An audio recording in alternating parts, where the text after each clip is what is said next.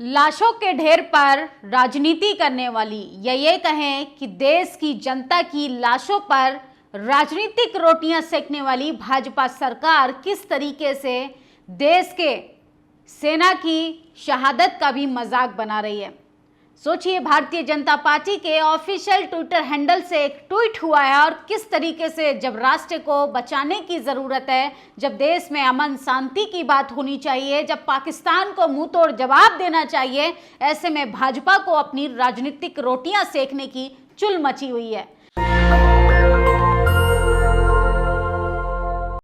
किस तरीके से विपक्षी नेताओं ने बड़ा दिल दिखाकर मोदी सरकार के साथ आगे हाथ बढ़ाया और कहा कि हम सब मिलकर पाकिस्तान से लड़ेंगे, हम सब मिलकर आतंकवाद से लड़ेंगे, राष्ट्र को मजबूत बनाएंगे, राष्ट्र को सुरक्षित रखेंगे। और सोचिए किस तरीके से भाजपा सरकार का चाल चरित्र और चेहरा सामने आ गया। ये कोई पहली बार नहीं हुआ है। लाशों पर राजनीति करना बीजेपी की एजेंडे में शामिल है, या ये कहें बीजेपी का प्रोपेगेंडा ही है कि दंगा फसाद करवाओ। युद्ध की नीतियों पर भी वो किस तरीके से लाशों पर भी राजनीति कर रही है और वोट बटेरने की कोशिश में है भारतीय जनता पार्टी। ये बीजेपी के ऑफिशियल हैंडल से ट्वीट हुआ है और सोचिए, किसी सिंगल विपक्ष के नेता ने अगर इस तरीके की बात कही होती तो देश में बैठा टीवी अखबार किस तरीके से उनकी आलोचना करता है, ये तो आप जानते हैं। इस देश में पार्टी और जाति के आधार पर ही लोगों का फेवर लेकर खबरें दिखाई जाती हैं, लोगों की फेवर देखकर आलोचना की जाती है।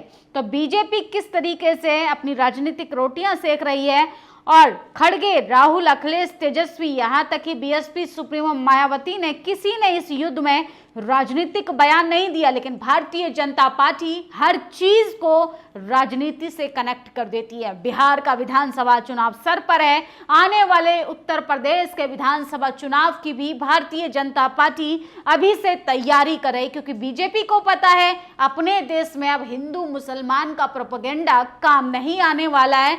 क्यों ना युद्ध के दौरान ही राजनीतिक रोटियां सेकी जाए। सोचिए, जब ऐसे में बात करनी चाहिए, सेना को मजबूती देनी चाहिए, सेना का साहस बढ़ाना चाहिए, किस तरीके से अपनी राजनीतिक एजेंडे को पूरा करने की फिराक में है बीजेपी सरकार, उसको शर्म आनी चाहिए कि सत्ता में रहते हुए किस तरीके से जब ऐसे में तमाम लोगों के बीच में एक डर का माहौल है, तमाम लोग अमन चैन शांति चाहते हैं, बीजेपी चाहती है कि लाशों पर भी वोट ढूंढने का काम किया जाए।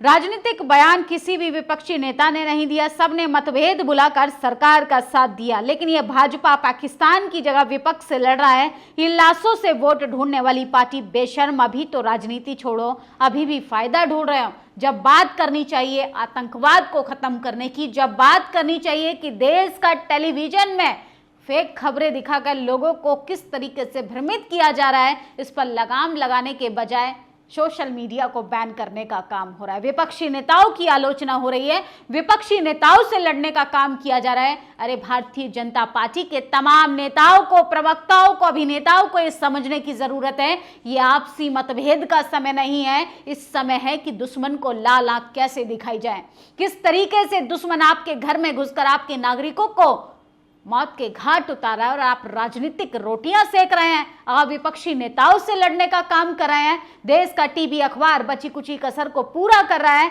सेना का मनोबल बढ़ाने के बजाय ये लोग राजनीतिक करने के लिए बेशर्मी पर उतारू हो गए हैं। एक मेजर की बीवी का बयान सोशल मीडिया पर तेजी से वायरल हो रहा है, तमाम लोग उनको अनाप शनाप कह रहे हैं, लेकिन सोचिए उनकी जब एक एक शब्दों को आप दिल की गहराई से दर्द को महसूस करेंगे तो आप सोचने पर मजबूर हो जाएंगे कि जिनके बेटे, पिता, भाई, जिनके अपने बॉर्डर पर सुरक्षा कर रहे हैं देश की सेना में रहकर, वो किस तरीके से अपने परिवार को छोड़कर इस देश को अपनी जान से भी ज़्यादा समझते हैं। लेकिन भारतीय जनता पार्टी के लिए सबसे ज़्यादा जरूरी है वोट बैंक की राजनीति करना। वो आपदा में भी अवसर खोजने का काम करती है। कोरोना टाइम याद है किस तरीके से लोग मरने के लिए लंबी लंबी कतारों में मौजूद थे, सरकार राजनीति कर रही थी।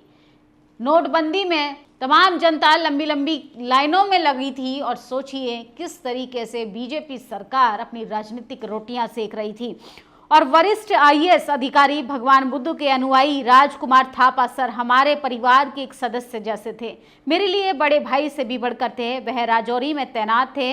आज पाकिस्तान हमले में शहीद हो गए। वे अपनी अंतिम सांस तक राष्ट्र सेवा करते रहे। इसी हफ्ते सर से बात हुई थी। सोचिए, बहुजन समाज के लिए ये बेहद, यहाँ तक कि देश के लिए एक दुखद का पल है। लेकिन भारतीय जनता पार्टी को क्या पड़ी? भारतीय जनता पार्टी अभी भी विपक्षी नेताओं से लड़ने का काम कर रही है। सोशल मीडिया पर वायरल एक वीडियो में फर्जी दावा किया जा रहा है कि भारतीय मुसलमानों ने दिल्ली में आगजनी शुरू कर दी है। ये वीडियो वास्तव में 30 अप्रैल 2025 की शाम दिल्ली में आईएनए क्षेत्र दिल्ली हाट बाजार में लगी भीषण आग का है। तो सोचिए किस तरीके से फेक खबरें दिखाकर लोगों के अंदर डर का माहौल बनाने की कोशिश की जा रही है, दहशत का माहौल बनाया जा रहा है, और किस तरीके से देश का टीवी अखबार बेशर्मी पर उतर आया है कि दुश्मन देश में बैठे लोग भी हमारी कुरीतियों पर हंस रहे हैं, हमारे हरकतों पर हंस रहे हैं। भारत सरकार को इन लोगों को बैन करने के बजाय सोशल मीडिया को चुप करा रही है, विपक्षी नेताओं को चुप करा रही है। अरे अब तो राजनीतिक मतभेदों को भुलाकर राष्ट्र के बारे में सोचना चाहिए। एक मेजर की पत्नी युद्ध पर क्या कह रही है? बम गिरने पर पटाखे जलाने वाले, टीवी पर खुशी से नाचने वाले, ये वीडियो जरूर देखना चाहिए। क्या फर्क पड़ता है उनको? फिर भी एक बार ये वीडियो देख लेना चाहिए। कोई कह सकता है सैनिक तो सीमा पर लड़ने के लिए होते हैं, फिर भी एक बार सुने, ये वीडियो सुनिए। टीवी पे बैठे लोगों से अपील करती हूँ कि कम से कम अब जो देश के हालात हैं उसमें कम से कम इंसानियत दिखाइए। टीआरपी के लिए कुछ भी करेंगे तुम लोग। कोई पिक्चर का डायलॉग मार रहा है क्या? बॉर्डर पे कोई कंप्यूटर से में लड़ाई चल रही है क्या? शर्म आनी चाहिए तुम लोगों को। जिस माँ का बेटा वहां बॉर्डर पे गया हुआ है, क्या वो माँ के गले से रोटी का एक निवाला उतर रहा है? रात रात भर जागते हैं, भगवान से प्रेयर करते हैं वो लोग, और तुम टीवी पे अपनी टीआरपी के लिए कितनी बकवास किए जा रहे हो। तुम सुधरने वाले नहीं हो टीवी वाले। पैसे के लिए कुछ भी करोगे, कुछ भी बोलोगे। लेकिन देशवासियों से अपील करती हूँ, टीवी चैनलों की बातों पे भरोसा ना करें। भारतीय सेनाओं पे हमें पूरा भरोसा है। हमारी भारतीय सेनाएं बहुत मजबूत हैं, बहुत बहादुर हैं, और जब हमारी सेनाओं की तरफ से कोई बयान आता है, सिर्फ और सिर्फ उसी पे भरोसा करें। टीवी चैनलों पे या व्हाट्सएप पे या सोशल मीडिया पे जो बकवास चल रही है उस पे भरोसा ना करें। हमारी भारतीय सेनाएं आतंकवाद को खत्म करने में विश्वास रखती हैं, ना कि किसी आम नागरिक को। जय जवान, जय किसान, जय हिंद। तो सुना आपने वीडियो। सोचिए किस तरीके से ये शब्द जो हैं वो रोंगटे खड़े कर देते हैं। किस तरीके से इस देश के टीवी अखबार झूठ फैलाने का प्रोपेगेंडा, दिन रात बैठकर फेक खबरें अपनी टीआरपी के लिए इस हद तक गिर जाते हैं कि मानवता भी शर्मसार हो जाती है। और धन धन सतगुरु रविदास महाराज की कृपा, विंग कमांडर भूमिका सिंह पर बनी रहे। परिवार के लिए गौरव का क्षण। भारत सरकार के ऑपरेशन सिंदूर के बारे में जानकारी देने वाली वायुसेना की अफसर भूमिका सिंह कर्नल सोफिया कुरैशी चेहरा बनाकर अच्छा काम किया है। इसके लिए बीजेपी का जितना तारीफ की जाए उतनी कम है। लेकिन सोचिए, विपक्षी नेताओं से अभी लड़ने का सही समय नहीं है। अपनी मातृभूमि के लिए हंसते खेलते जान देने के लिए तैयार युवा। भारत पाकिस्तान तनाव के बीच चंडीगढ़ प्रशासन ने कल कुछ सिविल डिफेंस को आमंत्रित किया था और आज युवाओं की भीड़ उमड़ गई। डिप्टी कमिश्नर ने युवाओं के तहत आह्वान किया है कि वे आगे बढ़ें और जरूरत के समय देश की सेवा के लिए भी तैयार हैं। देश का हर युवा आज देश के लिए, राष्ट्र के लिए लड़ने के लिए तैयार है।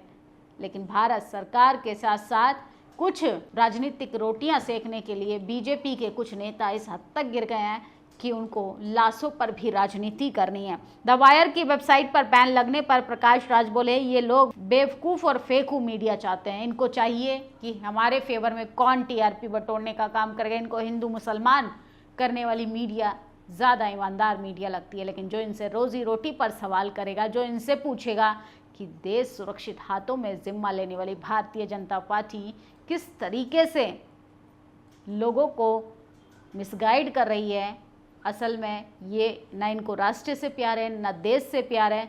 क्योंकि जिनको प्यार होता है वो ऐसे सेंसिटिव माहौल में अपनी राजनीतिक रोटियां नहीं सेकते। इटावा के शहीद सूरज सिंह यादव का शव देर रात उनके पैतृक आवास पर पहुंचा, लेकिन वो रात भर एम्बुलेंस में ही पड़े रहे क्योंकि अस्पताल में फ्रीजर नहीं था। न प्रशासन ने संज्ञान लिया न सरकार ने। सोचिए देश के सेना में शामिल होने वाला हर एक वो देश का बेटा जो इस देश के लिए अपनी जान दे गया, उनके लिए किस तरीके से मरने के बाद भी सम्मान नहीं है। ये सवाल बीजेपी से होना चाहिए, ये सवाल प्रशासन से होना चाहिए, लेकिन इस देश की टीवी अखबार ने तो नतमस्तक कर दिया है खुद को और नाचने का काम करती है पैसे के आगे। युद्ध जैसे हालात के बीच शर्मनाक पोस्टें बीजेपी के ऑफिशियल हैंडल से किस तरीके से बेशर्मी भरा ट्वीट सोशल मीडिया पर वायरल है, इससे अंदाज़ा लगाइए। जिन लोगों को अपनी राजनीतिक कुर्सी से प्यार है, वो जनता से प्यार करेंगे, वो देश की सेना से प्यार करेंगे, वो राष्ट्र से प्यार करेंगे, वो सरहद पर जिन लोगों की जानें जा रही हैं उन लोगों की चिंता करेंगे, उनके परिवार परिजनों की चिंता करेंगे। अरे छोटे छोटे बच्चों को छोड़कर किस तरीके से लोग बॉर्डर पर जा रहे हैं, वो सिर्फ हमारी और आप सभी के बच्चों की सुरक्षा के लिए। जिला पंचायत सदस्य पद से तत्काल प्रभाव से पदमुक्त करने के संबंध में गौरव चौधरी ने राष्ट्रपति को ज्ञापन देने की कोशिश की है। उन्होंने कहा है कि देश के लिए मैं भी समर्पित हूँ और मैं कभी भी बॉर्डर पर जाने के लिए तैयार हूँ। पैनिक फैलाने वाले रात में एक्टिव हो जाते हैं, दिन में सब नॉर्मल लग रहा है, अंधेरा होते ही हमलों की खबर के साथ स्टूडियो में चिल्लाने लगेंगे। पुरानी या एआई जनरेट वीडियो एडिट कर सोशल मीडिया पर युद्ध युद्ध चिल्लाने लगेंगे। सवेरे होते ही भयंकर कम्बल ओढ़ कर सो जाएंगे। एडिटेड वीडियो से, फेक खबरों से, यहाँ तक कि आपको टीवी अखबार का तो बायकॉट कर देना चाहिए, बहिष्कार कर देना चाहिए, क्योंकि लॉकडाउन में जिस तरीके से अफरा तफरी का माहौल बनाया था, आधे लोग उतना कोरोना से नहीं जितनी फेक खबरों की दहशत से मर गए थे।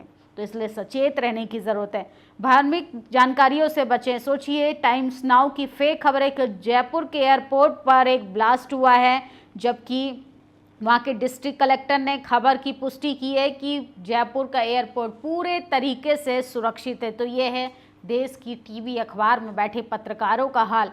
और हरियाणा के सिरसा में एक गांव गांजा खेड़ा में एक मिसाइल गिरी, जिसको हरियाणा की जनता उठाकर ले गई। तो ये है हरियाणा की जनता, यहाँ कुछ भी हो सकता है।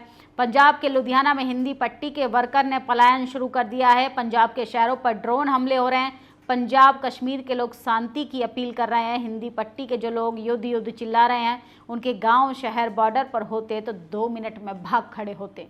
सोचिए सोशल मीडिया पर जो लोग कह रहे हैं कि ये युद्ध होना चाहिए, असल में ये वही लोग हैं जिनका ना बेटा आर्मी में है, ना पति आर्मी में है, जिनका कोई परिजन आर्मी में नहीं है। देश को शांति, अमन, समृद्धि चाहिए।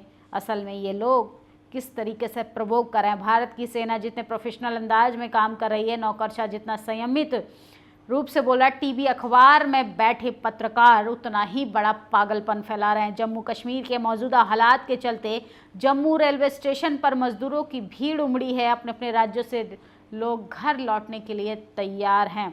तो मीडिया, सोशल मीडिया पर सबसे ज़्यादा वायरल खबर है कि किस तरीके से बीजेपी को लाशों के ढेर पर भी राजनीति करने की सूझ रही है। भाजपा देशभक्ति नहीं देशद्रोही पार्टी है। बिहार में भाजपा ईवीएम घोटाला करेगी।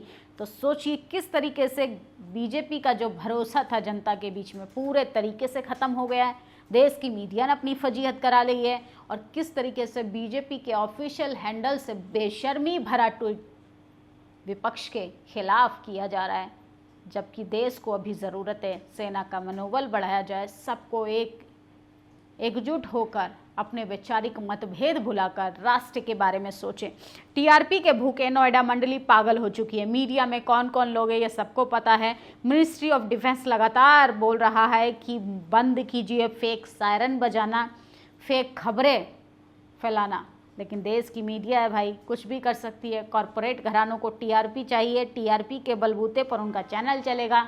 उनको कोई मतलब नहीं है देश की जनता से, उनको कोई मतलब नहीं है राष्ट्र की सुरक्षा से। इन तमाम लोगों को कोई प्यार नहीं है। देशभक्ति के नाम पर ये लोग उतने ही खोखले हैं। बीजेपी का चाल चरित्र और चेहरा हमेशा की तरह इस बार भी खोखला निकला। आपकी क्या राय है? इन खबरों पर अपनी राय जरूर दें। शुक्रिया। नेशनल दस्तक की आपसे गुजारिश है कि अगर इसको बचाना चाहते हैं तो नेशनल दस्तक को सब्सक्राइब करने के लिए रेड कलर के सब्सक्राइब बटन को दबाएं, फिर बेल आइकन की घंटी दबाएं। नेशनल दस्तक को बचाने के लिए बहुत जरूरी है कि हर खबर को शेयर करें, लाइक करें, कमेंट जरूर करें।